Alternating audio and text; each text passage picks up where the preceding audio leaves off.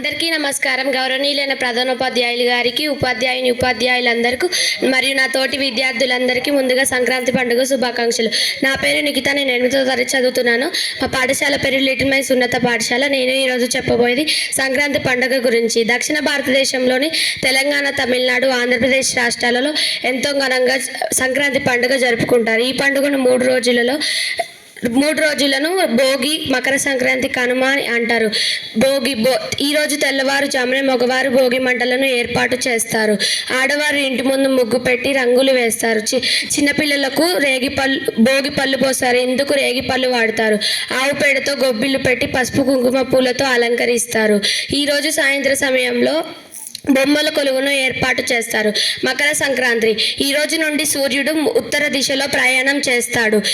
సూర్యుడు మకర రాశిలో ప్రవేశించేటప్పుడు జరుపుకునే పండుగ మకర సంక్రాంతి. కనుమ అంటే పశువు అని అర్థం. ఏడాది పాటు తమ పొలం పనులకు చేదోడు వాదోడుగా ఉన్నందుకు పశువుకు కృతజ్ఞత తెలుపుతూ గోపూజ చేస్తారు. పశువును అలంకరించి పూజిస్తారు. పొంగలి నైవేద్యంగా లక్ష్మీదేవికి సమర్పించి ఆ నైవేద్యాన్ని పొలంలో చల్లి పంటలు బాగా పండాలి అని వేడుకుంటారు. ధన్యవాదం.